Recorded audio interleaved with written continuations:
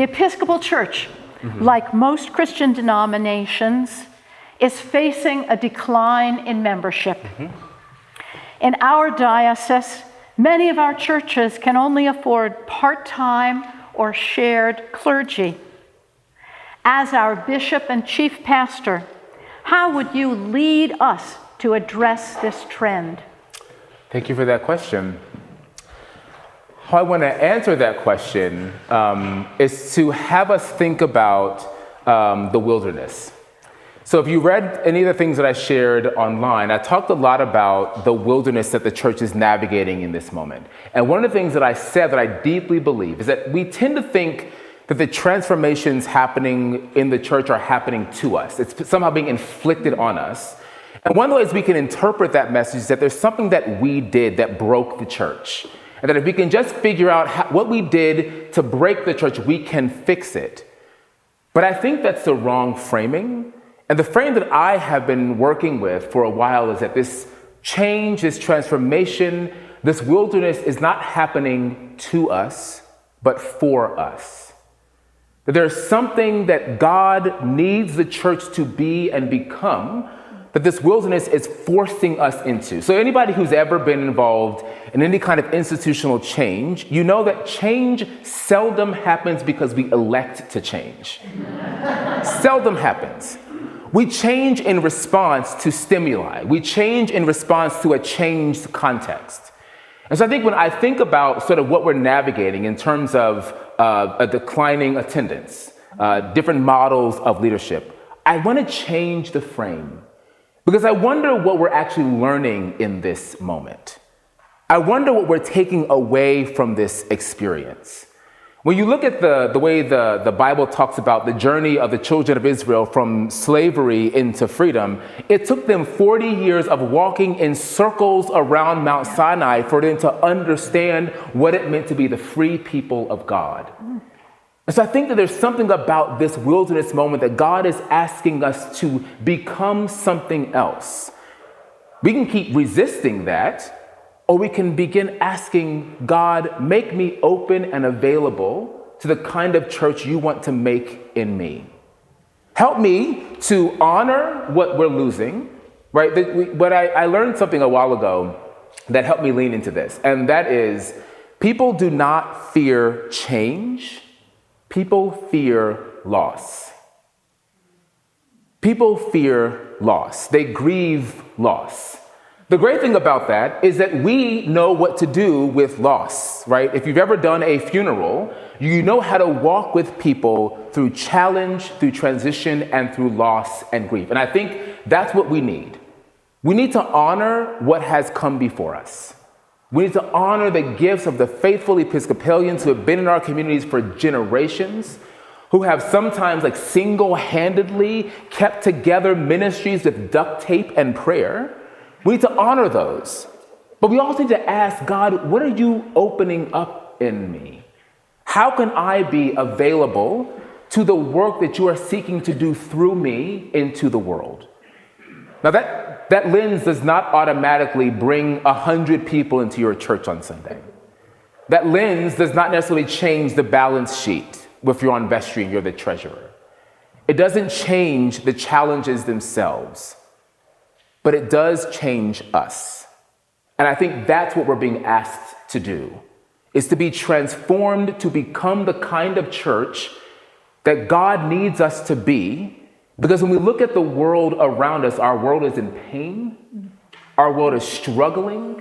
Our world is hungry for people who can embody a way of being in the world that is actually good news. Yeah, that's my answer to that question. Well, thank you. Yeah. This is really rather remarkable that we found during the last session, and I'm finding again that answers are leading into the next question. Great. So I think you've led into the next question. Knowing the churches in the diocese range from red to blue to purple, what role do you believe the bishop and diocese play in fostering dialogues across differences? And how will you support the clergy and leaders that are doing this important work? Yeah. So one of the pieces of the work that I do now as the college chaplain and dean of spiritual and religious life at Trinity College is exactly this, is fostering this kind of dialogue in a context that actually doesn't seem to want it sometimes. So it's important to sort of think about how we can embody what it means to be a different kind of community that seeks to create the space for us to learn from and be in relationship with one another. I shared in the other meeting downstairs my definition of the church. So I want to share it with you because this actually fits right into this question. When I think about what the church is a community of folks gathered by the power of the Spirit out of diversity into unity, not uniformity, gathered into unity, who seek to help us all understand the gifts that God has given each one of us so that we can make Christ visible in the world out there. Implicit in that definition is that we are diverse, that we are different, that we embody a different way of being community that doesn't say you are different from me and therefore you are a threat to me, but that immediately leans into difference with curiosity. I invite my students at Trinity College often. When we encounter difference, the temptation is to go into a judgmental place, right? You are different from me, you must be bad or a threat. That was helpful for our Neanderthal brains in evolution, when we had to quickly distinguish a saber-toothed tiger from a friend or foe, right? We had to quickly make a survival decision in our brains. But I think as we have stepped into diverse community, a community that is different with language and tradition and background and class, we need a different way of being. So going to judgment, while it might have helped us survive in Jurassic Park, it is not going to allow us to thrive where God is calling us to be. We have to be curious. We have to lean into more questions. We have to ask ourselves, what is this triggering in me? We have to ask ourselves, in a moment when I feel threatened, my therapist taught me this trick a long time ago. Take a deep breath, breathe in through your nose, breathe out through your mouth. That triggers something in your brain. And while you do that, ask yourself this question: am I actually threatened, or am I just uncomfortable? Because I think if we can actually admit that most of the time we are just uncomfortable, we can shut off that part of our brain that pushes someone away, and we can step into the part of ourselves that is open-hearted and can ask questions to embrace the other. And I think as bishop, one, it's important to model that. It is important to model a ministry that is open-hearted, that says regardless of who you are, regardless of your ideology, regardless of where you come from, I am here to serve and support you. I shared this downstairs again. I often ask my team at Trinity College at the end of our team meetings. It happens every Tuesday at 10 o'clock a.m. 10 o'clock a.m. I was here, so we did not have it this week. But I end the meetings, every meeting, with this question: what do you need? When you look at the work that is ahead of you for this week, the tasks, the programs, the relationships, the meetings you have, what do you need from me as your supervisor? And that's what I would ask anybody. What do you need from me? A couple of weeks ago, after the death of Charlie Kirk, a student came into my office and said, "Hey, Chaplain Halley, I want to pray for Charlie Kirk in the prayers of the people. What do you think about that?" I said, "That's fine. That's what the prayers are for. They're for us to bring whatever it is on our hearts." So we get to the prayers of the people, and he prays for the repose of the soul of Charlie Kirk. And then immediately after that, someone prays for those who've been hurt by Charlie Kirk's words. And I'm like, that's exactly what prayer is for. We bring our broken pieces before God, who alone can put it together.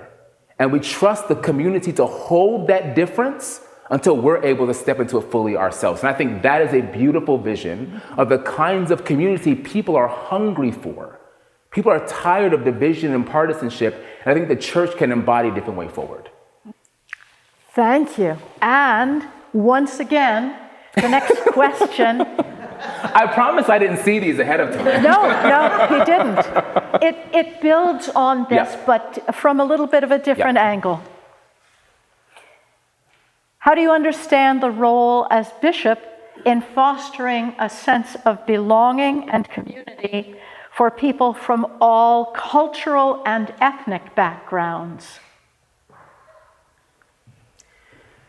One of my joys as chaplain at Trinity College is that our students are international. They come from all over the world. At the beginning of every school year, at our matriculation service, our dean of admissions lists off like all the places our students are from, Mongolia, Azerbaijan, Afghanistan, South Africa, all over the world. And it's hard sometimes to figure how we knit together a community of folks who come from literally everywhere, all kinds of different backgrounds. As bishop, I, again, would be curious. I'm leaning into students. When I first got to Trinity, I was also the imam because we did not have a Muslim chaplain. And so I had to fill that role. You might be surprised to hear, I am not a Muslim. So there was a lot I did not know about kind of what it would mean to support Muslim students in that space. And how I was able to be successful in that work is by leaning into curiosity. I literally would ask students, again, you're going to hear this question a lot, what do you need? What does support look like for you, and how can I embody that support for you? And what I've discovered is that when you give folks the dignity of that question, they want to share. They want to celebrate their traditions. They want you to be a part of that with them. And I think the bishop uniquely, as a symbol of unity for the diocese, can embody that in a way that isn't really possible with other vocations in the diocesan life. I think if a bishop embodies that, it gives permission for everyone else to embody that curiosity as well. So I think it's a lot about leaning into curiosity. I think it's then about sharing the learning. So when we hired new staff at Trinity, and we were figuring out how we divide up roles, we still hadn't hired our Muslim imam for a few years. And so we had to then share that responsibility. And so my role then was to share the learning that I had received from my students with my staff, so that they, again, could help me share that work in supporting students. So it's about being curious, it's about sharing the learning, and then, and this is my favorite part, it is actually just about joy. One of my favorite things we get to do at Trinity is to celebrate all of the religious holidays and feasts and festivals. We just celebrated Diwali a couple of weeks ago. I cannot wait for Ramadan in the spring. It's an opportunity to celebrate with people the things that they celebrate. The Bible tells us a lot, right? To weep with those who weep, to rejoice with those who rejoice. And I think the invitation when it comes to relating across cultural difference is exactly that. It's celebrating with those who celebrate. It is joining life. It is being curious. It is leaning into those relationships. And what we discover is that, yes, there's a lot that is different about us, but there's a whole lot that is similar. There's a whole lot that binds us together. There are opportunities for connection and relationship that transcend the differences and allow us to embody a different kind of human community together. Good, thank you. Ready? I'm ready. Okay. Given our dwindling congregations and increasing property costs, it is becoming much harder for parishes to afford a full-time or even a part-time priest. How do you see the role of bishop in encouraging and developing leadership by the laity in order to preserve church communities? It's a great question. Can I offer a slightly different frame for the question? Yes, you certainly may. So one of the things that we have tended to do with the church and lay ministry is that we tend to think about lay ministry as like the emergency, like punch glass, press button when the thing is like on fire. And I want us to begin thinking about a different lens into lay ministry. That lay leaders in church are not what we do when we're in an emergency, but lay ministry is an authentic expression of the vocations that God has called God's people to. So the first thing I think we need to do as a diocese is to say, we're no longer going to think about lay ministry, lay leadership as the emergency button. We're going to begin thinking about this, that God has called all of God's people to an authentic vocation. How can we create the space where everybody gets to share in whatever vocation God has called them to? Maybe that is not a vocation that is inside the walls of the church. Our vocation is lived 100% of our lives, 24 hours a day outside the walls of the church. But if God has called someone to a unique vocation of worship, leading, of preaching in the church, I want to make sure that person has what they need to live that vocation authentically and fully. I want to make sure that we are allowing opportunities for training in lay preaching. I want to make sure that we are allowing opportunities for training in leading morning prayer and other liturgies that don't need a priest. So one of the things I love about being a college chaplain, I love being a college chaplain, it's great, is the opportunity to allow my students to step into roles that are appropriate for them. And my rule of thumb is this: if it doesn't need a priest to do it, I won't. I want students to step into those roles if they feel so called. I have a lot of great students who are willing to step into those spaces. And so I want us to begin thinking about how we are creating opportunities for people to discern a call, a ministry about lay leadership in worship. How are we creating resources to support that lay leadership in worship? Creating networks of relationships to support that lay leadership, creating mentors to help continue ongoing learning for lay leadership in worship. So it's about creating an ecosystem that allows people to step into it, not because the church is desperate, but because the church is filled with gifts. And it is our responsibility, it is our call to help people discern those gifts and to get the resources and support that they need to live out those gifts, whatever they may be. They might be to worship leading, but it might be to anything else. And so I want us to think about how the primary purpose of the institution of the church is to support the vocations of the laity.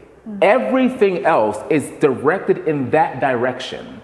The purpose of the clergy is to support the vocations of the laity who live out their call out there in the world. And so I would want us to begin thinking about it from that standpoint. Yeah. Last question on our list. But not for me for tonight. I've got like 6 more. Well, and even if we go short on time, I have my own question. The canons of our church call for each diocese to appoint a standing committee, which has certain defined roles and responsibilities, among which is to act as a body of advice to the bishop. As our bishop, how do you envision working with the standing committee? That's a great question. So I actually serve on the standing committee of the Episcopal Church in Connecticut, so this is like right up my alley. I love this question. To get this question, I want to sort of step back from bishop for a bit and actually talk about what it means to be a leader. A leader does not lead by themselves or in isolation. A leader leads in collaboration and in community. And I think that's true whether it's a bishop and standing committee, whether it's my work as a chaplain and the different bodies and groups that help support that work. It's about how are you in relationship, and then how are you allowing those relationships to continue to give you what you need to make sure that you're making decisions that are in the right spirit and well-being for the community. In a diocese like the Episcopal Diocese of Western Massachusetts, it is impossible for one person to know everything. It is impossible for one person to have all the information in their heads to make the decisions that are going to be for the well-being of the community. And as the council of advice for the bishop, I think the standing committee serves an important role to be the group that the bishop would go to, not only when it comes to sort of legal matters, when it comes to matters about property, matters about finance, but also to begin thinking about the standing committee as a group you go to because you have an idea. And I want people to workshop this idea with me. You know, I would want to begin thinking about a group of folks with whom the relationship is so important and so deep that they're reflective of the different parts of the diocese, that I would be able to bring an idea to them or bring a challenge or an opportunity to this group and say, what do you all think about this?